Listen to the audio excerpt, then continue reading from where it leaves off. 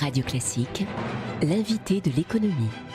À 7h48, l'invité de l'économie sur Radio Classique, Denis Kessler, PDG du groupe de réassurance SCOR, ancien vice-président du MEDEF, où vous conseillez aujourd'hui le nouveau président Pierre Gattaz. Bonjour Denis Kessler. Bonjour. Alors cet abandon de la taxe sur l'EBE, l'excédent brut d'exploitation annoncé hier par Pierre Moscovici, est-ce que pour vous c'est une bonne nouvelle? J'imagine que oui. Attendez, je ne veux pas commencer à me réjouir lorsque le gouvernement annonce une mesure qui ne fait strictement aucun sens, une mesure stupide, et après la retire. On va pas se réjouir de ça.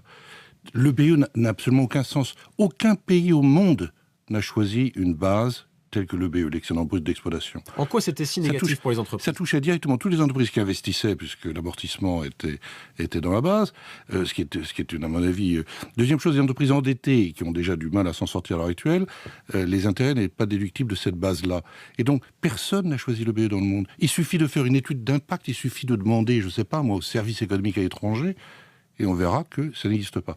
Ça se rajoutait, c'est un nouvel impôt générique. La France a le record du monde d'impôts génériques. Il y en a partout. Toutes les assiettes, toutes les taux. Et on a rajouté.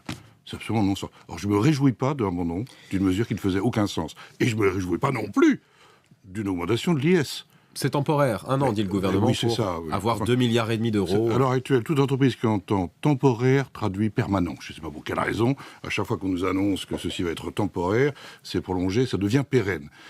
Nous nous écartons de nouveau du standard européen. Je veux dire, dans les tableaux de comparaison, si on augmente l'IS, on va de nouveau diverger par rapport à des pays comme le Royaume-Uni. M. Cameron a baissé le taux de l'IS, comme l'Allemagne, comme tous les autres pays européens. On a un problème majeur de compétitivité. On a un problème majeur à l'heure actuelle de se remettre dans le concert des nations à un niveau qui soit absolument acceptable par les entreprises. On s'en écarte. Donc moi, je ne comprends pas. Donc on abandonne l'OBE, qui est un projet stupide, et on augmente l'IS à un moment où il faudrait le baisser. Très honnêtement, si on donne la priorité à l'emploi, à la croissance, il faut de la compétitivité. La compétitivité est fiscale.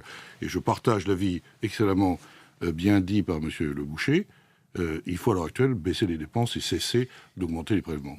Ça, c'est le discours du MEDEF, mais tout de même, cette reculade sur la taxe sur l'EBE, c'est une victoire dans le rapport de force entre le patronat et le gouvernement. Une victoire, on ne va pas apporter victoire, encore une fois, d'obtenir, je veux dire, l'abandon, d'ailleurs abandon partiel, puisque si j'ai bien lu ce matin les déclarations, on dit que ça sera de nouveau mis sur la table lors des assises fiscales de fin d'année. Donc on dit pour le moment. Donc très honnêtement, je veux dire, c'est gribouille au carré. On abandonne provisoirement des projets qui n'ont pas beaucoup de sens et on augmente tout de suite. Alors ça c'est fait. L'IS d'ailleurs on ne sait pas de combien... Et on ne sait pas pendant combien de temps. Enfin, pour le moment, ça va être précisé dans les prochains jours. On vous réinvitera pour nous dire ce que vous en pensez. En tout cas, Pierre Gattaz a prôné, semble-t-il, depuis quelque temps, un rapport de force un peu plus violent avec les pouvoirs publics, avec Bercy, peut-être à cause de cette taxe sur l'EBE qui était venue un peu par surprise sur la table. Est-ce que c'est ça qu'il faut aujourd'hui, être plus dur avec Bercy pour pouvoir peser davantage ? Écoutez, c'est simple, il faut donner des priorités. Pour le moment, on ne voit pas les priorités. La priorité à l'heure actuelle, c'est effectivement la baisse des prélèvements obligatoires dans ce pays-là. Point. Je vous rappelle qu'à l'heure actuelle, il y a un projet présenté au Parlement sur l'augmentation des cotisations employeurs pour le régime de retraite. Donc, c'est une nouvelle augmentation des prélèvements obligatoires dans ce pays-là.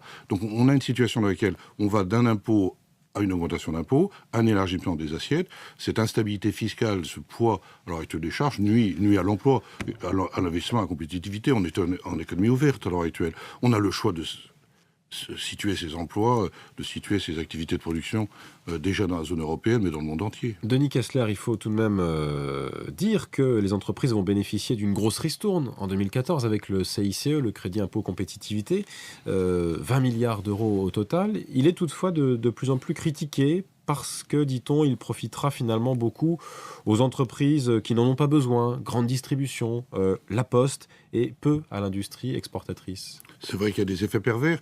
Dans tous les pays, lorsqu'on fait un projet fiscal, qu'est-ce que l'on fait ? On passe au moins 2 ans à faire une étude d'impact. On interroge les uns, les autres, on a un modèle, on vérifie que les effets attendus de ce nouvel impôt, de cet élargissement de l'assiette, que sais-je encore, a bien été mesurés avant de mettre en place cet impôt. On l'a vu sur les BE, mais on l'a vu aussi sur le CICE. C'est aujourd'hui qu'on réfléchit aux conséquences du CICE, alors qu'il avait été annoncé l'année dernière, sous la pression, je vous rappelle, un choc fiscal incroyable, qui a complètement déstabilisé le système économique français. On fait un choc fiscal, on a une réaction, on annonce le CICE. Et après, on le met en œuvre, on s'aperçoit qu'il a des effets pervers, comme vous le dites, intersectoriels. C'est classique, un impôt privilégie les uns, handicape les autres, on ne maîtrise pas ces effets partiels, et on va faire sans doute des tas d'aménagements, d'assiettes, de plafonnements, de planchers, que sais-je encore, pour le rendre à peu près comestible. Très honnêtement, j'attends déjà de voir si le CICE est mis en œuvre. Parce que très honnêtement, nous dérapons. La situation budgétaire française dérape. Il faut savoir qu'on n'a pas tenu notre engagement budgétaire en 2013. On annonce de nouveau un déficit supérieur à celui qu'on avait dit à la Commission européenne. Mais nous sommes sous surveillance. Les marchés font confiance à la France. Nous sommes sous surveillance. Relisez l'injonction, la recommandation, comme on dit, du mois de juin dernier de la Commission. Ils nous disent la France doit remettre sa situation des finances publiques en ordre. Et donc chaque occasion manquée, la loi de finances, on voit bien qu'on n'a toujours pas compris qu'il fallait faire des réformes structurelles dans ce pays, des réformes structurelles en profondeur, pour casser la machine à dépenser, de façon à éviter que le débat fiscal soit permanent. On est un pays de fous. Le débat fiscal est permanent. On nous annonce des assiettes, des taux, des nouveaux impôts, etc., alors que le vrai problème n'est pas sur le prélèvement, le vrai problème à l'heure actuelle, il est sur la diminution des dépenses, donc les réformes structurelles. Et on vient de perdre une occasion. Je vous rappelle que la réforme des retraites n'est pas une réforme structurelle, n'est pas une réforme structurelle, dans la mesure où on augmente les prélèvements. Denis Kessler, il y a l'un de vos collègues, Denis Père, fondateur de Business Objects de Kiala, qui va se lancer dans la politique. Il va dévoiler son mouvement cette semaine. Les entrepreneurs ne sont-ils pas suffisamment investis aujourd'hui en politique ? Puisqu'on reproche beaucoup aux hommes politiques et aux fonctionnaires de Bercy, mais qui sont des fonctionnaires, mais surtout aux hommes politiques, de ne pas venir du monde de l'entreprise. C'est pas ma thèse. Moi, en ce qui me concerne, je ne crois pas que de faire de la politique et de s'engager en politique soit la bonne solution. Il faut que dans ce pays, on écoute la société civile. On a une expertise en tant que responsable d'entreprise, on a une expertise en ce qui concerne la compétitivité, les conditions de l'emploi, les conditions de la productivité, que sais-je encore. Cette expertise, elle est toujours niée. On a fait des grandes erreurs historiques, et après on met 30 ans pour pouvoir les corriger. L'âge de la retraite à 60 ans en 1982. Quelle erreur ! Et dans le projet qui nous est présenté aujourd'hui, tenez-vous bien, on ne revient même pas à la situation de 1982 en 2030. Donc l'abaissement de la durée du travail. 1997, là aussi, on passe à 35 heures, brutalement. Et puis vous voyez que depuis, on a des problèmes de compétitivité qu'on ne résolve pas. Donc, le vrai problème à l'actuel, c'est que les politiques écoutent la société civile, écoutent ceux qui sont chargés de la production des richesses dans ce pays, et en face, le meilleur usage, s'ils ont à cœur les problèmes, évidemment, d'emploi et de croissance. Mais s'ils ne vous écoutent pas, pourquoi ne pas vous lancer, vous qui avez c'est un autre rôle. Une certaine verve C'est un autre rôle. Moi, en ce qui me concerne, j'ai décidé de ne pas faire de politique, je ne me suis jamais engagé en politique, je ne fais pas de politique, je n'ai jamais été dans les cabinets, je suis un militant de la société civile, quand j'étais au MEDEF, quand je suis à l'heure actuelle à la tête de mon entreprise, mais j'ai un droit à la parole, puisque dans une démocratie, normalement, il faut écouter les entrepreneurs et les producteurs.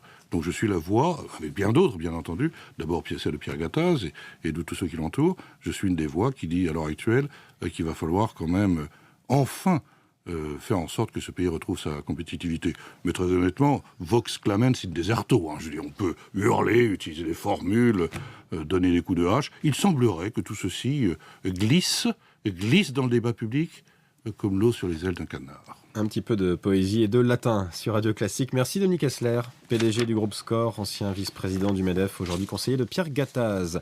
Il est 7h56. Avec